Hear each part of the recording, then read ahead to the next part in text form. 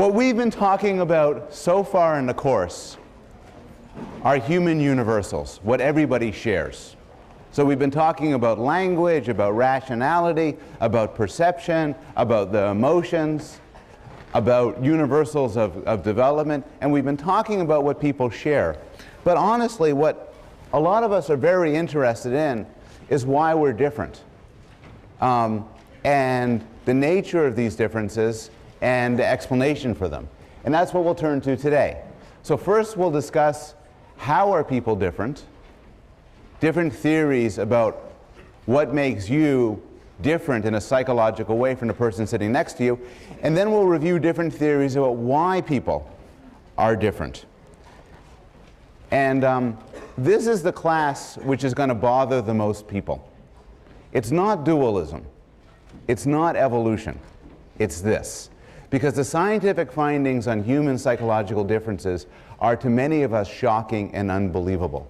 And I will just try to persuade you to take them seriously. Okay, so how are people different?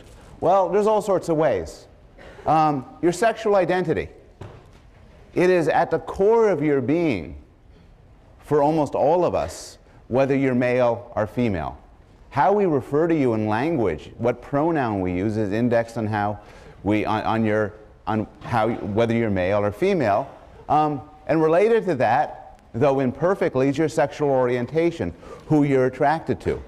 The question of why some of us think of ourselves as males and others as females, and the question of why some of us would ideally want to have sex with males, others with females, others with both, and then a few others who have harder to define desires, is such a good question that we're going to talk about it after spring break. While all the sexual desire has been spent and you could focus on a scientific discussion of this. Not that I recommend you do that on spring break. How happy are you? This is also such a good topic, it's going to get its own class. The very last class of the semester is devoted to happiness. And the question of what makes people happy, what makes people unhappy, and what makes people differ in their happiness. If I asked you to rank how happy you are from a scale of 1 to 10, the numbers would differ across this room. And there's different theories as to why. Your success and failure in life. This is somewhat interesting because you could study this in more or less objective ways. We don't have to ask people. We could look at your relationships, how they begin, how they end, your job satisfaction. We could look at your criminal records. Some of you are going to see time. Most will not. Some of you will get into little troubles all through your life. Some of you already have seen the inside of a police station, possibly a lineup. Others couldn't go near such a thing. What determines that? And at the root of all human differences are two main factors. And so I want to talk about the two main interesting factors. One is personality, the other is intelligence. And these are the differences I'll talk about today. First, from the standpoint of how do we characterize them, how do we explain them, and then from the standpoint of why these differences exist in the first place. One way to characterize personality is in terms of people's style in dealing with the world, and particularly their style in dealing with other people. So you take a simple character you know of, and you could talk about that person's personality. You could talk about it in terms of being impulsive, irresponsible, sometimes lazy, good-hearted. You could compare that person's personality with other people's personality, such as my colleague who gave a talk last class. He's wonderful. He's responsible and reliable and very kind, and different from Homer. And so this difference is a difference in personality. Now, when we talk about personality, we're talking about something else as well. We're talking about a stable trait across situations and time. So if all of a sudden the person next to you kind of smacks you in the head, you might be angry.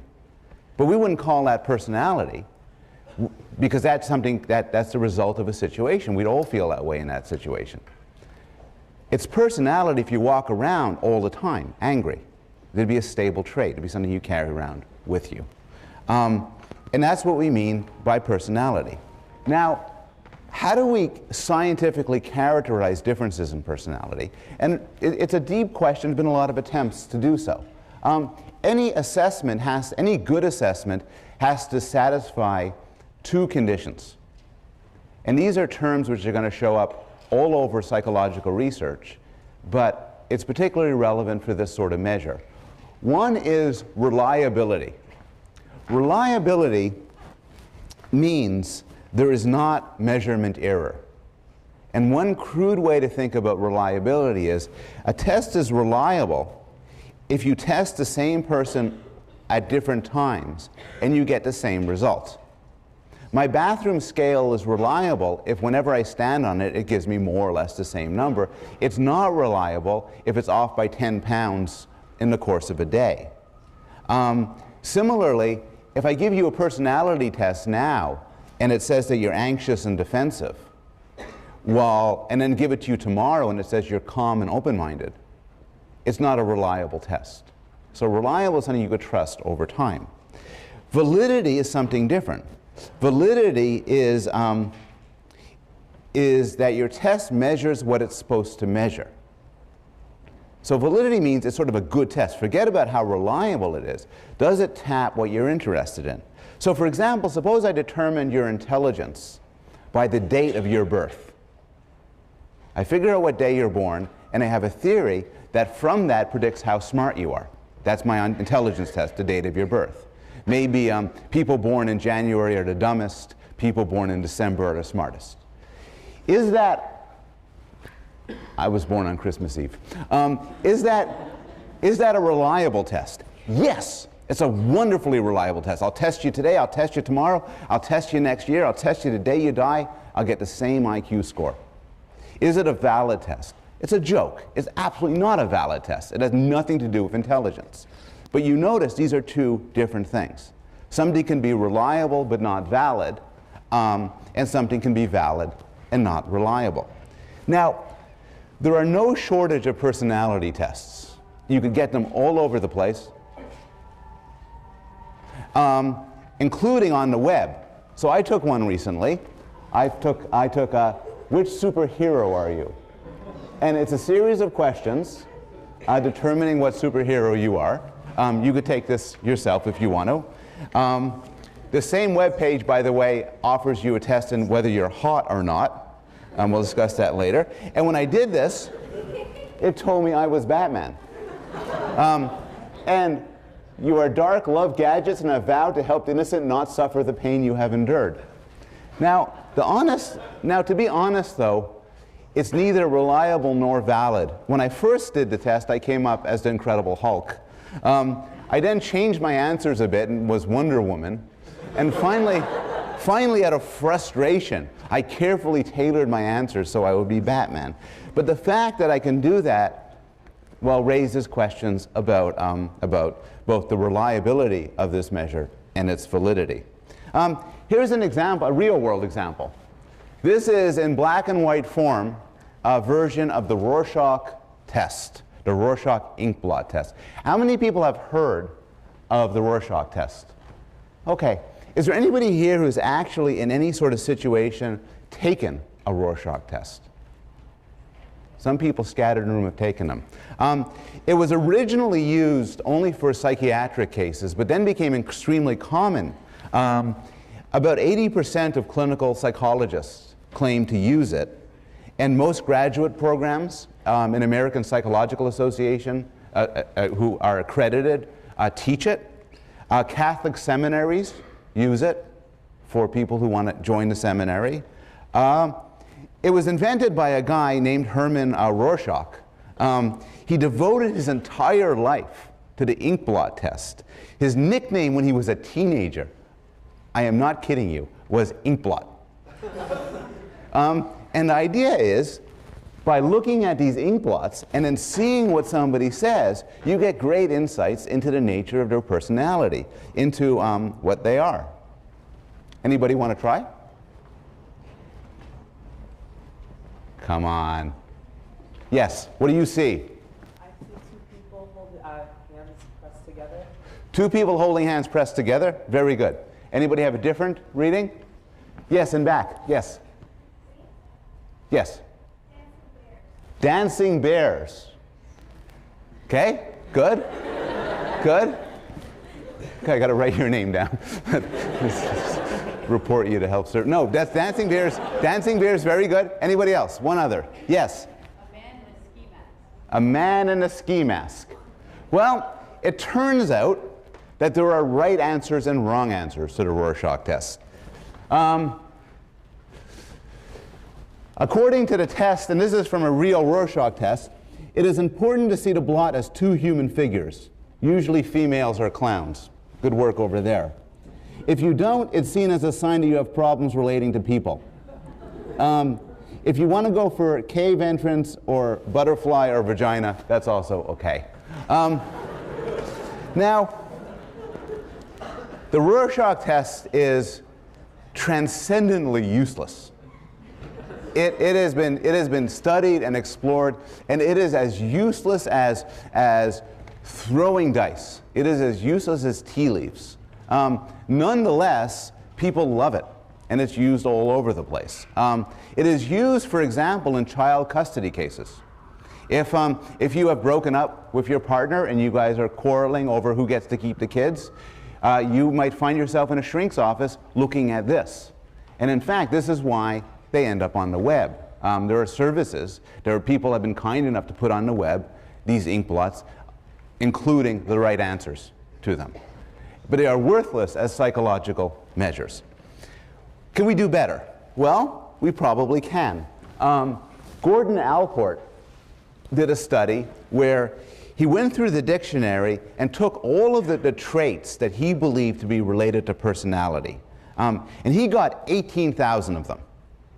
But what was interesting was they weren't necessarily independent traits. So the traits like friendly, sociable, welcoming, warm-hearted seem to all tap the same thing.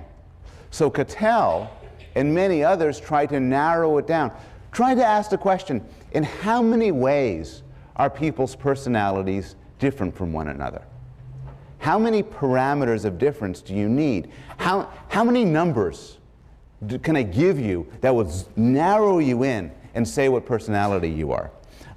One approach was from Eysenck, who claimed there were just two. You could be somewhere on a scale of introverted, extroverted, and somewhere on a scale of neurotic and stable. And since there's basically two types of traits with two settings for each, there are basically four types of people.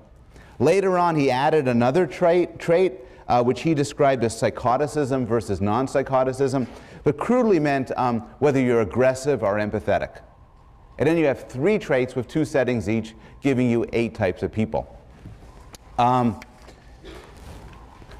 Later on, Cattell dropped it down into 16 factors. So these 16 personality factors are 16 ways people would differ. And so if I ask you to describe your roommate along these 16 dimensions, you should be able to do so. More recently, people have come to the conclusion that 2 or 3 is too few, but 16 might be too many. And there's a psychological consensus on what's been known as the Big Five. And the Big Five personality factors are these. And what this means is when we talk about each other and use adjectives, the claim is we could do so in thousands of different ways, but deep down we're talking about one of these 5 dimensions. This means that when a psychological test measures something about somebody, about their personality, if it's a good test, it's measuring one of these 5 things. And it means that as people interacting with one another in the world, these are the 5 things that we're interested in.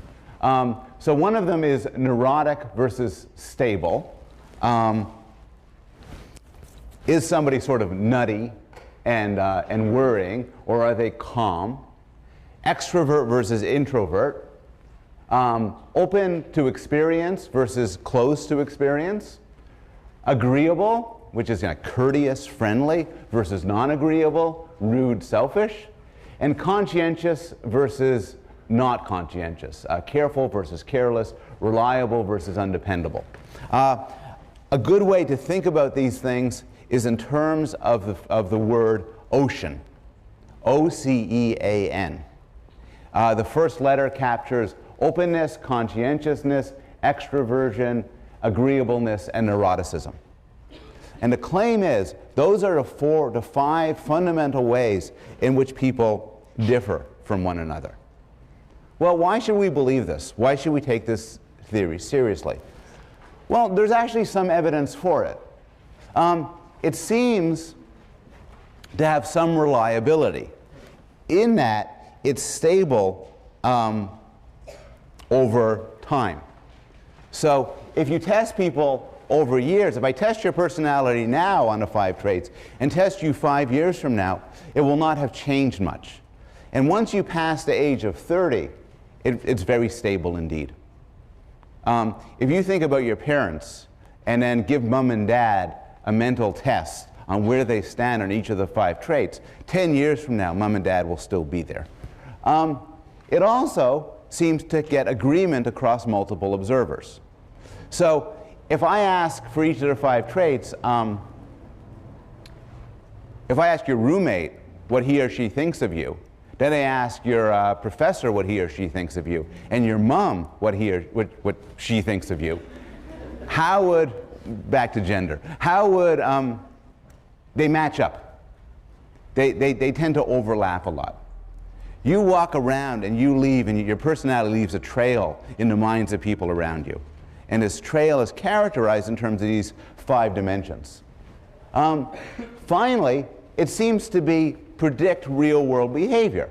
If this didn't have anything to do with the real world, you wouldn't be very happy calling it valid.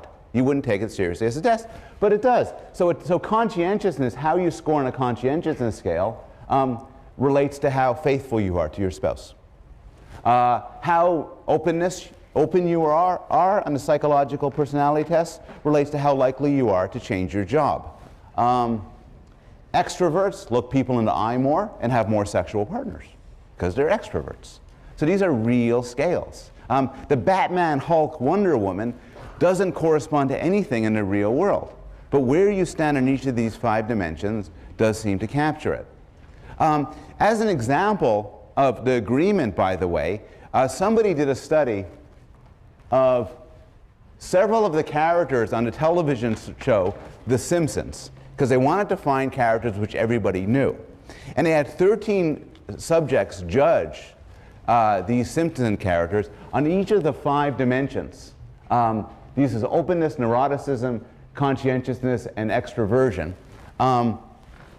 They found considerable agreement. And this isn't actually, what I've covered up is the agreeableness. So for those of you who've never seen a television show, this is all going to be confusing. But those of you who have, can you guess which characters would be particularly agreeable? Anybody guess? Yeah. Flanders? You are right. The most agreeable people are Flanders and Marge. Who would be not so agreeable? Krusty is a complicated case. But Mr. Burns, but also, where is he? Oh, he's not. Nelson, where's Nelson? Anyway, there's Nelson.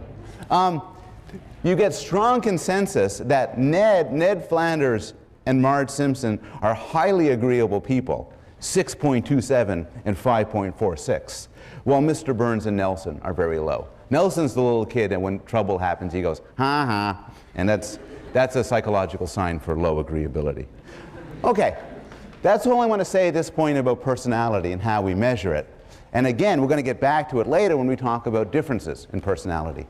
Now I want to deal with the second big difference.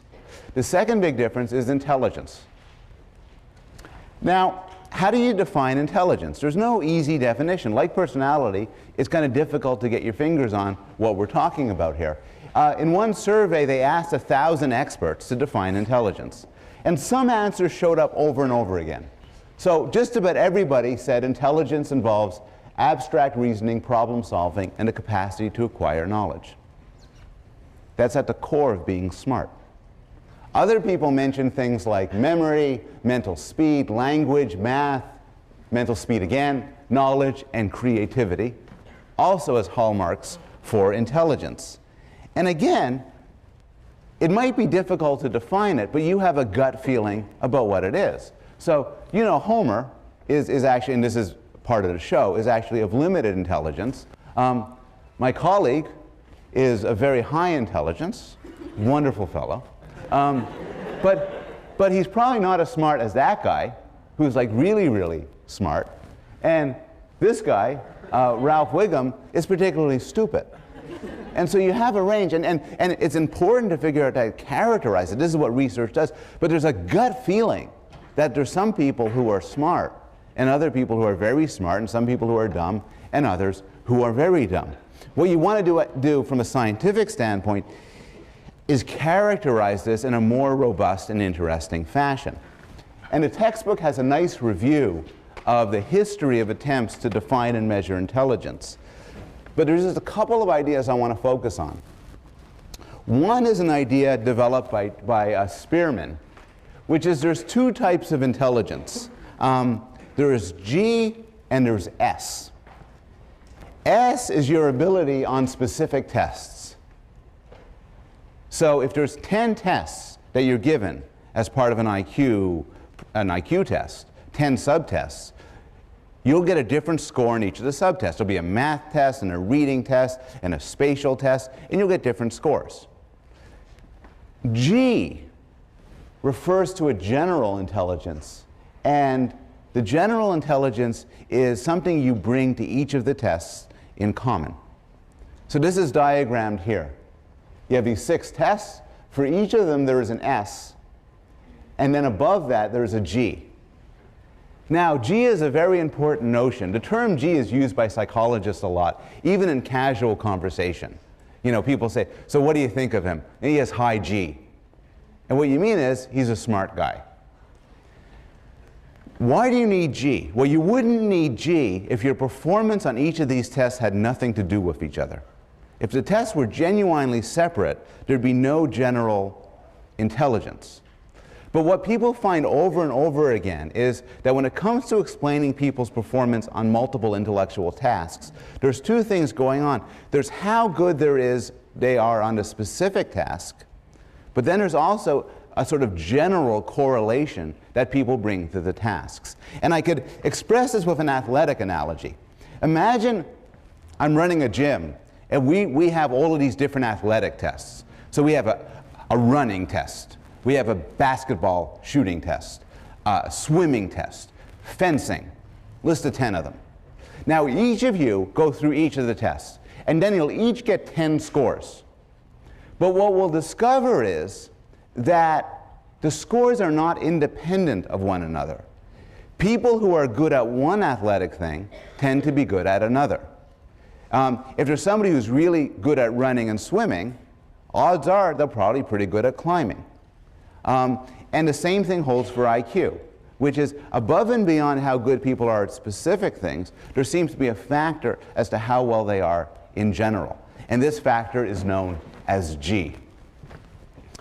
Now, there's again an extensive history of modern intelligence tests. And what's really interesting is the tests now, what you need to know about the modern tests, the Wechsler tests for both adults and children, is how they're scored. The way they're scored is that 100 is average. So it's just automatic. Whatever the average is 100. It's as if I did the midterm, graded the midterm, computed the average, gave everybody who got the average 100, said your score is 100. It's just the average. It works on a normal curve.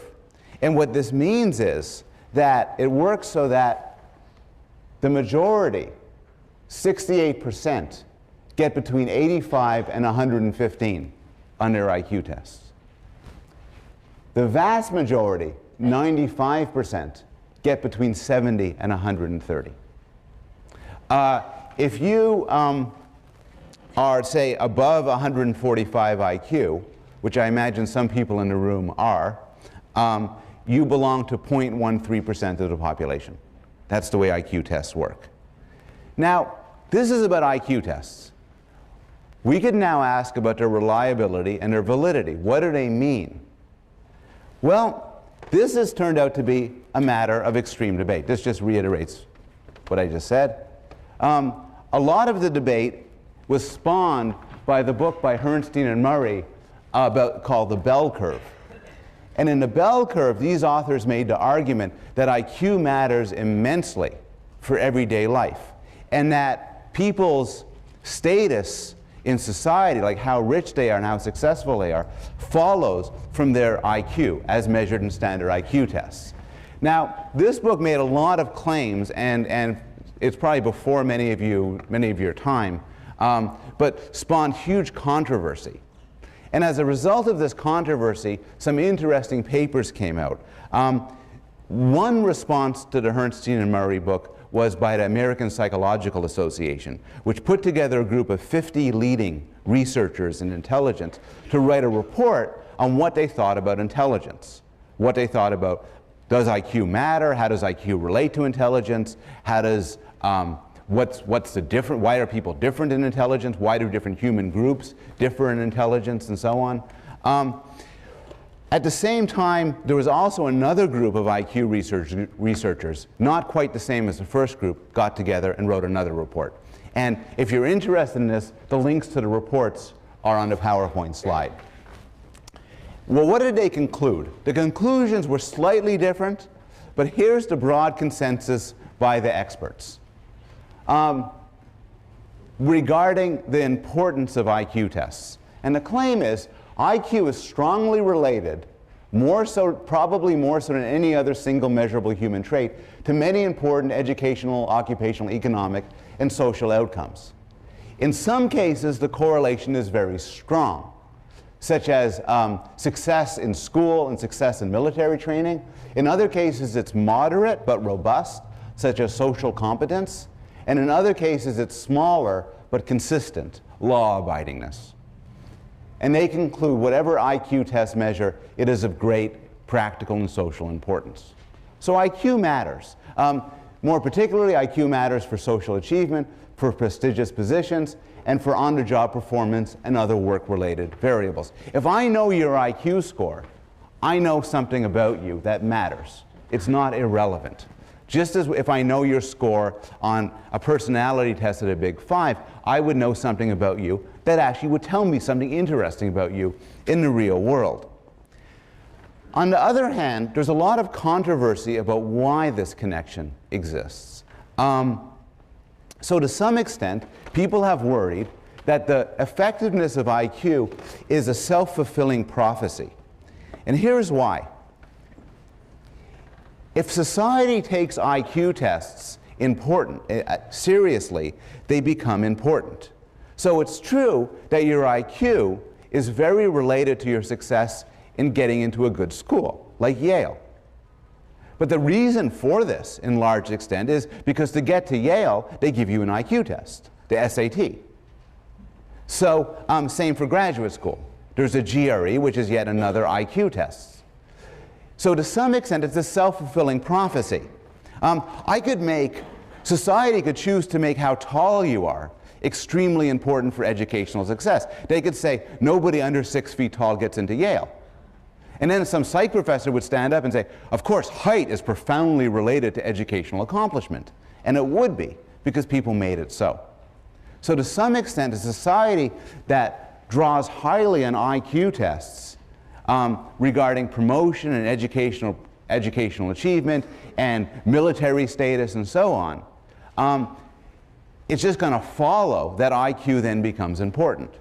At the same time, however, the role of IQ is pretty clearly not entirely a social construction. There's some evidence that your IQ score relates to intelligence in an interesting sense, including domains like mental speed and memory span. So your score on IQ test, for instance, is to some extent related to how fast you could think and your memory abilities. Now I want to shift to the second half of the class and talk about why. So we talked about two differences, one personality, one intelligence. I want to talk about why people differ. But before I do people have any questions? Yes? About personality.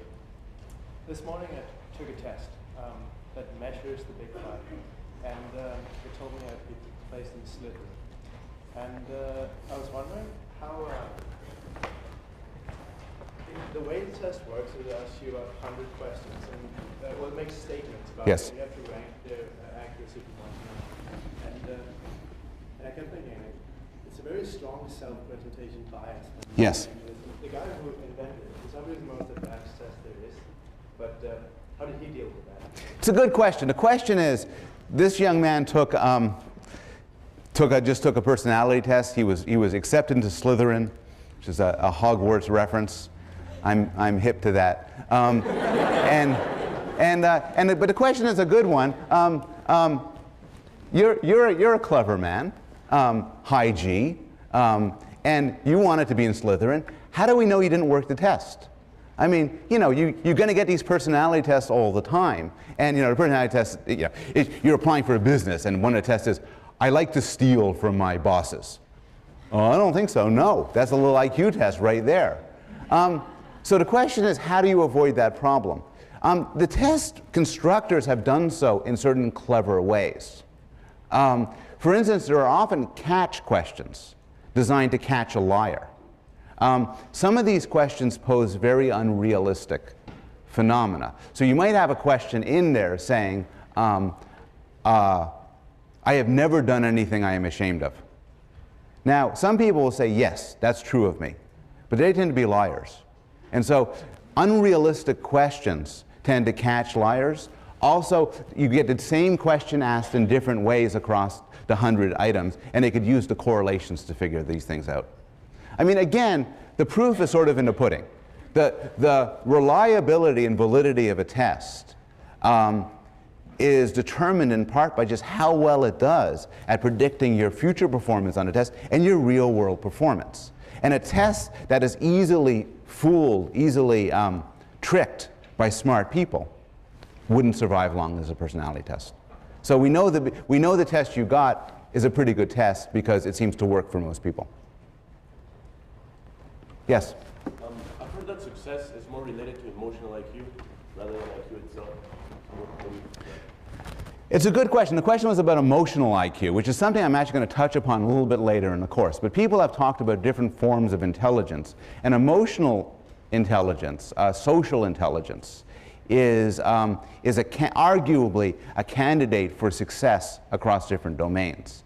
The evidence for its predictive power is not as strong as for regular IQ tests. So you might be right. It might turn out to be a much better predictor. But one, it's not clear that we know that yet. Peter Salovey has actually done some very interesting research on this and is continuing work along those lines. The second thing is emotional intelligence is actually related to good old-fashioned intelligence. They kind of pull together a lot, so it's not entirely separate. But that's a good point, and I'd like to return to it a little bit later on in the course. Yes? What makes one IQ test better than another test? What makes an SAT with analogies worse than an SAT without analogies, for example? Good question. How do you determine what a good test is? And again, it's a real art going through the details of how to do that, but the broad answers involve reliability and validity. It's a good test if I test you today and I test you tomorrow, I get the same score. It's a really good test if your score on that test predicts your grades. Or if it's a personality test, predicts how many girlfriends you have, or predicts whether people think you're a nice guy. So you have to see both the replicability of the test over time, but also its relationship to real-world phenomena. And that's important. Again, why do we know the Batman, Wonder Woman, Hulk test is a bad one? Well, one answer is because how I score on that test isn't going to tell you anything about me. It's not going to relate to my grades. It's not going to relate to how well I'm liked. How do we know the SAT is useful? Well, it actually corresponds with other things, like grades. Yes, and back. I guess we're sort of making the assumption that personality sort of remains constant. Can't change with experiences or more experiences, let's say, or other genetic effects that you had. Absolutely. The question is, when I'm talking about personality, I'm defining it in terms of something which is stable over time. And your question, which is a good one, is how do we know it's stable over time? Can't it change? And the answer is, yeah, a lot of personality does change over time. A personality test you give to a 10-year-old will relate, but not so strongly, with that individual when he's 50.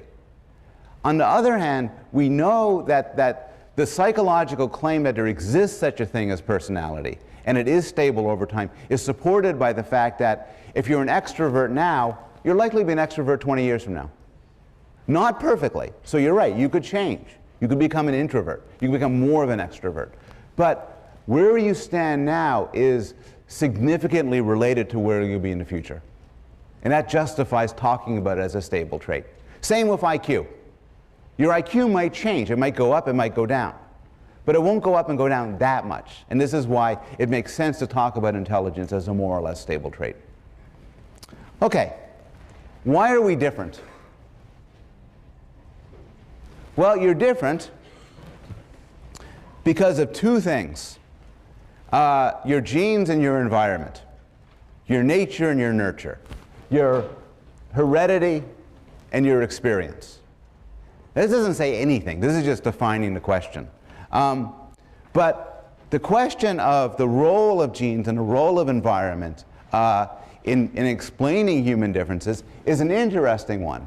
And it could be explored in different ways. But before talking about it, I have to clear up a common misconception. I'm going to talk about the effects of genes, and I'm going to talk about heredity. But I want to be clear. I am talking about the role of genes and also the role of environment in explaining human differences, not in explaining human characteristics. So the distinction is, we're interested in the amount of variation due to genetic differences, not the proportion of an individual's trait that's due to genes. So for instance, you could pull these apart. The question of, when we ask, what's the role of genes, what's the role of heredity in how tall people are? The question is not asking, for you, what is the role of your genes in determining how tall you are? It's not clear it's even a sensible question. The question is, there's a height difference between you and me and him and her. How do we explain that difference? And I could illustrate why heredity doesn't mean the same thing as the contribution of the genes. Height is reasonably heritable, meaning the differences between people in the population and how tall they are is due in large part, not entirely, but in large part to their genes. What about the number of legs people have? Well, the number of legs people have from 0, 1, or 2 is actually not very heritable at all, because almost everybody has 2 legs, and people who have fewer than 2 legs typically have lost 1 or both legs in an accident. It's not due to their genes. So, of course, whether or not you have legs is a very genetic matter, but the differences in number of legs is not usually genetic.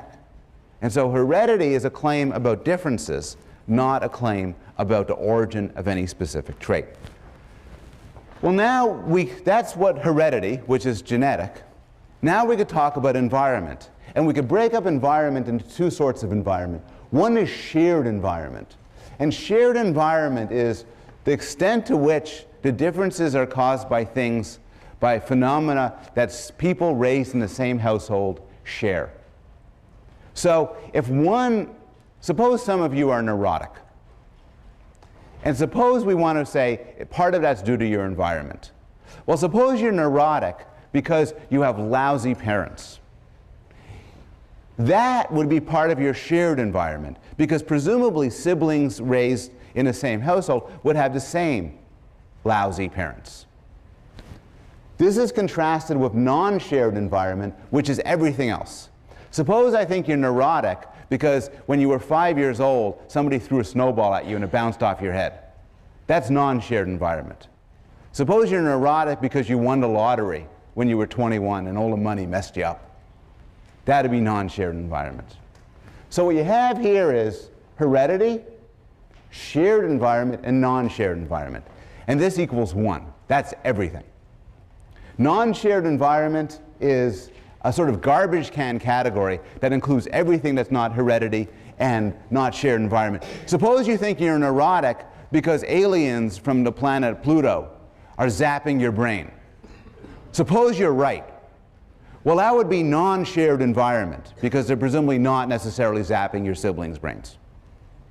Everything else is non-shared environment. It becomes interesting to ask, for all these differences, the physical differences like height, but psychological differences like personality and intelligence, how do we parcel it out into what's genetic and what's environmental? This proves to be really difficult in the real world, because in the real world it's hard to pull apart genes and environment. So you and me will have different personalities. Why? Well, we were raised by different parents, and we have different genes. We can't tell. My brother and me might share all sorts of things in common, but we had the same parents and the same genes, 50% of the same genes. So how do we tell what's causing us to be alike? So to pull these things apart, you need to be clever. You need to use the tools of behavioral genetics. And to use these tools, you have to exploit certain regularities about genes and about environment. One thing is this. Some people are clones. Monozygotic twins are genetic duplicates. They share 100% of the same genes. That's kind of interesting. Dizygotic twins are not clones. They share 50-50. They're just like regular siblings. And adopted siblings have no special genetic overlap. That's 0% above and beyond randomness. Those three groups then become rather interesting, particularly when we keep in mind that by definition, two people raised in the same house by the same parents have 100% the same shared environment. So now we can start to answer these questions. Suppose you find that monozygotic twins are much more similar than dizygotic twins. Well, that would suggest that there's a large role of genes in those traits that you're interested in. It would not cinch the matter, because there are other factors at work. For instance, monozygotic twins look more alike than dizygotic twins, and maybe they have more similar environments because of this similarity in appearance. Are monozygotic twins just as similar as dizygotic twins? If so, then it would show that that extra overlap in genes doesn't really matter. And so it would suggest a low role of heredity. Are adopted children highly similar to their brothers and sisters? If so, then there's a high role of shared environment. Suppose the Blume children, and there's 7 of them, all have an IQ of 104. And we adopt 3 kids. And then at the end of the day, those 3 kids each have an IQ of 104. That would suggest that, and we do this over and over again across different families, that would suggest that there's something about the Blume family being raised by me that gives you an IQ of 104. On the other hand, if the IQ of the adopted kids had no relationship to those of the biological Blume children, it would suggest that being raised by me has no effects really on your IQ. It's sort of separate. A final contrast, which is the thing that psychologists love, is identical twins reared apart. That's the gold standard. Because you have these people who are clones, but they're raised in different families. And to the extent that they're similar, this suggests it's a similarity of their genes. And in fact, one of the most surprising findings in behavioral genetics, the caption here is, "Separated at birth, the Mallifer twins meet accidentally," and they're at a patent office with the same device. One of the hugely surprising findings from behavioral genetics is how alike identical twins reared apart are. They seem to have similar attitudes to the death penalty, to religion, and to modern music. They have similar rates of behavior in crime, gambling, and divorce. They often have been found to have bizarre similarities. They meet after being separated at birth, and they meet at age 30, and then it turns out that they both get into a lot of trouble because they pretend to sneeze in elevators. There was one pair of twins studied by behavioral geneticists were known as the giggle twins, because they would always giggle. They burst into giggles at every moment, even though it couldn't be environment because they weren't raised together. More objectively, the brain scans of identical twins reared apart show that their brains are so similar, in many cases you can't tell whose brain is who. I could tell your brain from my brain from a brain scan, and my brother's brain from my brain from a brain scan. But if I were to have an identical twin, it would be very difficult to tell whose brain is whose, even if we had no environment in common. So this leads to two surprising findings of behavioral genetics. This is the first one. There's high heritability for almost everything. For intelligence, for personality, for how happy you are, for how religious you are, for your political orientation, for your sexual orientation, there is high heritability. There's a high effect of genes for just about everything. Now, that's actually not the controversial thing I'm going to tell you. But before getting to the more controversial thing, I want to raise another issue which often gets discussed and has a good treatment in a textbook. This suggests that individual differences within a group have genetic causes. Does that mean that group differences are largely the result of genetic causes? So we know that there are clear differences in IQ scores among American racial groups, between whites and Asians, African Americans, Ashkenazi Jews. There's clear and reliable IQ differences, as well as some other differences. Now, to some extent, these groups are partially socially constructed. And what this means is that whether or not you fall into a group is not entirely determined by your genetic makeup. It's often determined by social decisions. So whether or not you count as a Jew, for instance, depends not entirely on genetic factors, but also on factors such as whether you're Reform or Orthodox, and whether you would accept that a child of a Jewish man and a non-Jewish woman is Jewish. Similarly, categories like African American and white and Asian often overlap broad genetic categories, and they don't make fully coherent genetic sense. At the same time, though, there's plainly some genetic differences across human groups, and say with regard to vulnerability to disease. Ashkenazi Jews, for instance, are vulnerable to Tay-Sachs. And the fact you could have this sort of genetic vulnerability suggests that there's some sort of reality to these groups. So you have to ask the question now, to what extent does the high heritability in individuals mean that there has to be a heritable explanation across groups? And the answer is not at all. I'm not saying that this means that there's no genetic explanation for human group differences. All I'm saying is the question of the phenomena of within group genetic differences does not mean that there's a cross-group between group genetic differences.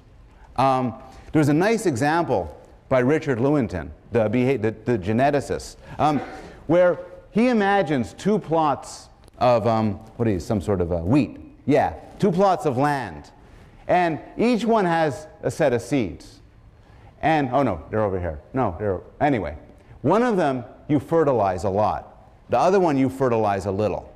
Now within each plot, how much the seed grows is actually largely determined by the genetics of the seed.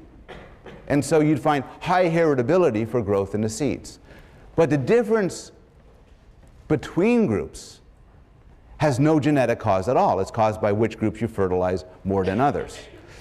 Here's another way to do the logic. Suppose from the middle down here, you guys, I hate you. I really hate all of you, and I like you. So I make up 2 midterms. You probably didn't notice, but there were 2 midterms. This midterm was fiercely hard, savagely hard. It took many of you till the end of class to do it. This midterm was, you know, which is bigger, a dog or an elephant? Because I like you, and I want you all to succeed. Now, so you have 2 different groups, you guys and you guys. Within each group, some people are going to do better than others. The explanation for that might actually have to do with your genes. It might have to do with your environment, how much you study, but all sorts of reasons for that. But within each group, some of you will do better on the hard test than others on the hard test, some better on the easy test than others on the easy test. But how do we explain the group difference? Well, it has nothing to do with genes. The group difference, the fact that you will do much worse than you, has to do with the exams I gave. My point again is that there's a logical difference between a within-group difference, within this half of the class, and a difference between groups, between this group and this group. What do we know about, so that just shows they're not the same thing. But what's the fact of the matter? What do we know about human differences between different human groups?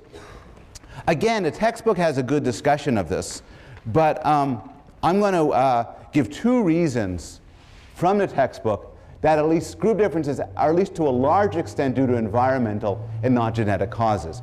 One is that the differences we find in IQ seem to correspond better to socially defined groups than genetically defined groups. They seem to correspond to groups defined in terms of how people treat you and how people think about you as opposed to your DNA. And to the extent that turns out to be true, that would mean that a genetic explanation is not reasonable for those differences. A second factor is that we know IQ can differ radically without any genetic differences at all. And the most dramatic evidence of that is the Flynn effect. The Flynn effect is one of the freakier findings. The Flynn effect is the finding that people have been getting smarter. You are much smarter, on average, than your parents. And the IQ tests hide that. Here's why they hide that. They hide that because they always make 100 the average. So you come home and say, Dad, I just did an IQ test. I got 120. And your father says, good work, son. I got 122 when I was your age. But what neither of you acknowledge is your test was much harder. As people got better, they had to make the test harder and harder. And this is plotted by the Flynn effect. One of these lines is American, one is Dutch. I don't know which is which. But the gist of it is that, that somebody who would have, that if you in 1980 would take the 1950 test, your average person in 1980 would score 120 on the 1950 test. What this means is you take your person who's average now and push him back through time, 20 years, 30 years, he would do much better than average. Nobody knows why people are getting smarter. And there's different theories of this. And in fact, well, wait till you see a reading response. But what this illustrates is that IQ can change dramatically over the span of a few decades without any corresponding genetic change. And that leaves open the possibility, in fact, maybe the likelihood, that the differences we find in human groups, existing human groups, are caused by the same environmental effects that have led to the Flynn effect. Okay, this is not the surprising claim, though, the high heritability for almost everything. This is the surprising claim. Almost everything that's not genetic is due to non-shared environment. The behavioral genetic analyses suggest that shared environment counts for little or nothing. When it comes to personality or intelligence, then an adopted child is no more similar to his siblings than he or she is to a stranger. To put it a different way, the IQ correlation between genetically unrelated adults who are raised in the same family is about 0. Suppose the Blume family all has an IQ of 104. and we adopt a kid. What will this kid's, we adopt him as a baby. We raise him to be a 20-year-old. What's his IQ? Answer, we have no idea. Because the IQ of the Blume family, who are unrelated to him, has no effect at all. Now, if you think about the implications of it, it becomes controversial. And Newsweek, I think, caught the big issue when they put in their title a question, do parents matter? And the issue is, parents are shared environment. To say shared environment does not affect your intelligence or your personality suggests that how your parents raised you does not affect your your intelligence or your personality. This isn't to say your parents didn't have a big effect on your intelligence and personality. Your parents had a huge effect on your intelligence and your personality, around 0.5 actually. They had this effect at the moment of conception. From then on in, they played very little role in shaping you what you are. The case for this, which generated a Newsweek cover, came up in a controversial book by Judith Harris called The Nurture Assumption, which has a very long subtitle, Why Children Turn Out the Way They Do, Parents Matter Less Than You Think, and Peers Matter More. Judith Harris has had an interesting history. She was kicked out of graduate school at Harvard and told that she wouldn't amount to much. The person who wrote the letter saying that she was not going to amount to much was the department chair, George Miller. In 1997, she won the George Miller Award for her astounding accomplishments. And when she wrote the book, she took as a starting point her point of disagreement, a famous poem by the poet Philip Larkin. And many of you have probably heard this. The poem goes like this. They fuck you up, your mom and dad. They may not mean to, but they do. They fill you with the faults they had and add some extra just for you. The last line of the poem, the last bit of the poem ends. Man hands on misery to man. It deepens like a coastal shelf. Get out as early as you can and don't have any kids yourself. It's beautiful. Harris wrote a rebuttal. How sharper than a serpent's tooth to hear your child make such a fuss. It isn't fair, it's not the truth.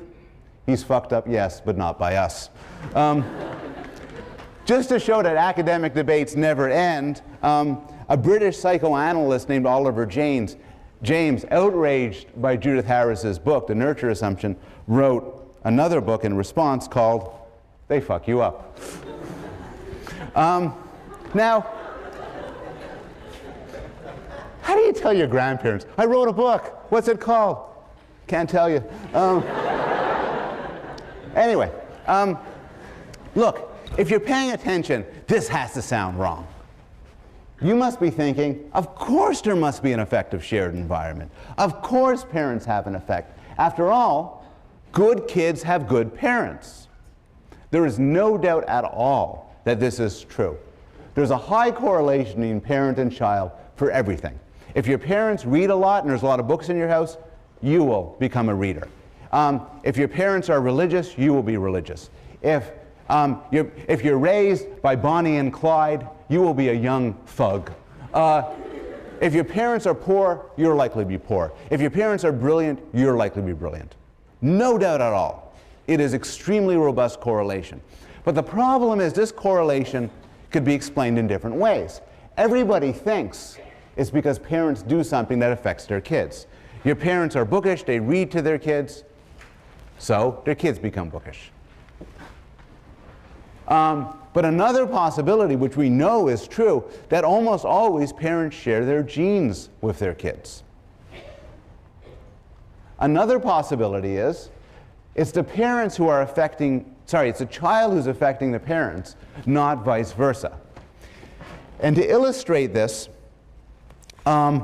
these different possibilities, I want to tell you a little bit about a study. And I really find this a fascinating study. It was reported last year. And it was a study suggesting that family meals help teens avoid smoking, alcohol, drugs.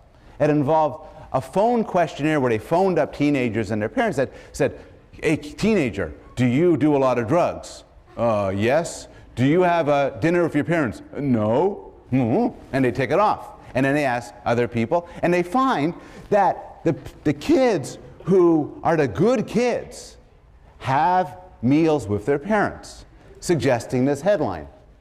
I like this study because I must have read in my career 1,000 studies. And this is the worst study ever done in the history of science. And it's almost, we could devote a week to discussing what's wrong with this study. But here's the idea. It is possible that they are right. It is actually possible, and I have no evidence against it, that having meals with your kids makes them into good, drug-free, non-promiscuous, non-drinking kids. Of course, it's equally possible it's the other way around. If little Johnny is out there smoking pot and cavorting with prostitutes and stuff like that, he's not going to come home for the family meal. It's the other way around. Well, if he's a good kid, he might be more likely to have a family meal. So the direction, it might actually be not family meals make good kids, but rather good kids stick around the house, they have nothing better to do, and have meals with mom and dad. Another possibility is there's good families and bad families. A good family is likely to have drug-free kids and a family meal. A bad family is likely to have stoned kids and no family meal. So maybe there's an effect of the parents that has nothing to do with the family meal. Here's the even weirder part. They didn't factor out age. So think about this. Their sample included children ranging from 12 to 17. But let me tell you something about 12-year-olds. 12-year-olds don't use a lot of drugs and likely to eat with their families. 17-year-olds are stoned all the time and they don't eat with their family. I've just begun on this study. But the point is, when you hear something like, so now take something which you may be more likely to believe. Maybe you believe that having parents who read to their kids, that's good for their kids. Well, maybe it is. But most of these criticisms apply to that study too. A bookish kid is more likely to get his parents to read to him.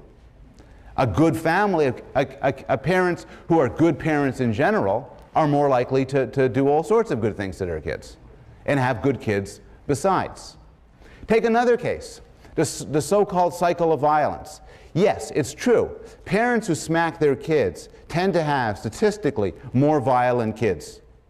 But maybe the causality goes the other way around. Maybe if you have a kid who's a troublemaker, you're more likely to smack them. Maybe, which seems to be entirely likely, the propensity for violence is to some extent heritable. And so even if the kid was not raised by the smacking parent, whatever properties of that parent led to that violence got inherited by the kid. Now again, this isn't going to sit right for you. And I put this down because last year when I gave this talk, people ran up to me and told me this. They said, look, I know my mom and dad had a huge role in my life. That's why I'm so happy and successful. Then other people said, that's why I'm so miserable and screwed up. But either way, blame it on mom and dad or thank mom and dad. And you might think you know. When you become famous, you stand up and you get your awards, maybe you'll thank your mom and dad. When you go to your therapist and explain why you're so screwed up, maybe you'll blame that. He never took me to a baseball game. Well, maybe. Maybe. But you don't know. Were you adopted? If you weren't adopted, you can't even begin to have the conversation about how your parents messed you up. Because if you're a lot like your parents, you might be a lot like your parents because you share their genes. Of course you resemble your parents. Moreover, how do you figure out which is the cause and which is the effect? No, mom smacked me a lot, and that's why I turned out to be such a rotten person. Well, maybe she smacked you because you were rotten. I mean, no, I don't want to get personal. But it's very difficult to pull these things apart. A final point on this. One response to Harris's book is this. Look, even if this is true, you shouldn't let this get out. Because if parents don't mold their children's personalities, maybe why should they treat their kids nicely? And you might be wondering this. You might be thinking, well, gee, if you don't have any effect on how your kids turn out, why be nice to them? But there are answers. You might want to be nice to them because you love them. You might want to be nice to them because you want them to be happy. You might want to be nice to them because you want to have good relationships with them. And I have a little bit more, but I'm going to skip it, and I'm going to move right to your reading response, which is very, very simple, easy to answer, easy to grade. Explain the Flynn effect. It's a toughie, so just explain that. Okay, have a wonderful spring break, and I'll see you when you get back.